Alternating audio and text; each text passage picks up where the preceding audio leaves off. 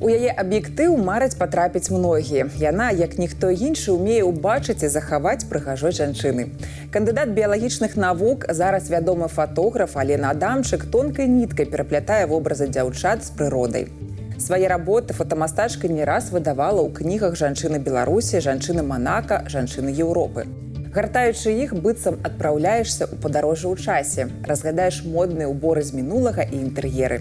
Мы сустрэліся з Аленай у межах яе выставы «Мастацтва, мода, вінтаж», каб пагаварыць пра адметнасці праекту, даследаванні і эксперыменты ў творчасці, захапленне новымі ідэямі і многае іншае. Алена, вітаем вас.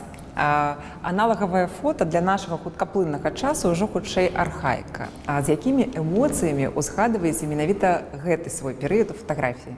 Цифра, она зрабіла такую рэвалюцыю, і это все зараз значна лягчэй робіцца, хутчэй. Тады это был, конечно, самый такі працэс, ну, непросты. Я удзячна, конечно, свайму отцу, які имел такое захапленне. У него были заўсёды цудоўныя нямецкія камеры, і он мне научыў фотаграфаваць. Пленачная фатаграфія працэс доўгі і складаны, але ж што для вас у ім самае творчае? Самое творчее – это, конечно, процесс, когда ты уже атрымаў негатыў и уже ведаешь, что негатывы добрые, и тогда ты идешь в этот свой храм, студию, там чырвоны свет.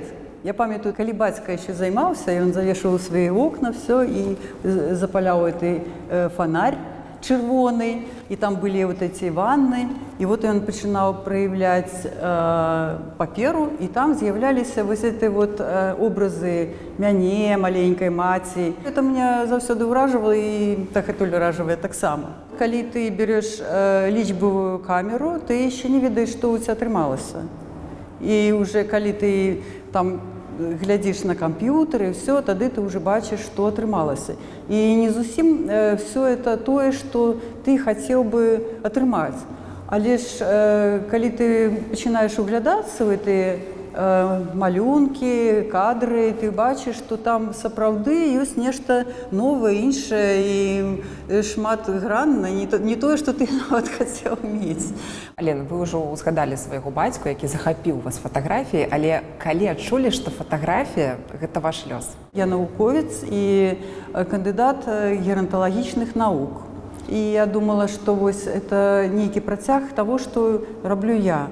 Потому что на моих фотоздымках застаются мои модели, мои любимые сяброўкі, яны заўсёды маладыя, прыгожыя. А ці толькі супермадэлі і прынцэс можна пабачыць на вашых здымках? Некаторыя зрабіліся супермадэлямі, калі яны пачалі са мной працаваць, таму што я рабіла ім прыгожыя здымкі, яны гэтыя здымкі маглі паказаць і ўжо працаваць як мадэлі, прафесійна. А ці здавалася рабіць непрыгожае прыгожа? Вот я на профессийная, я на высокая модель, тому я здымала на сметнику металла. Я набрала этой с собой строй и перчатки, все, и мы там пронались.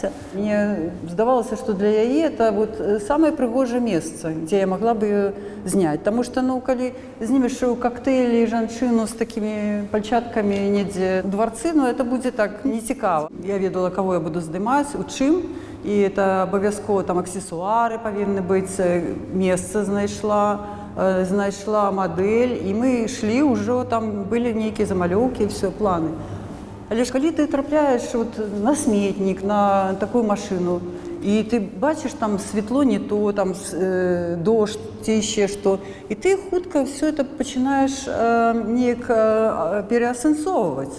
І это такая гуля, і вельмі цікава, як тэатр вялікі. Там цэлыя фільмы я рабіла, фотофільмы, якія потом раскладала на вялікія стужкі і выставляла вот адзін за адным. Алена, дзякуй за размову і за вашу творчасць.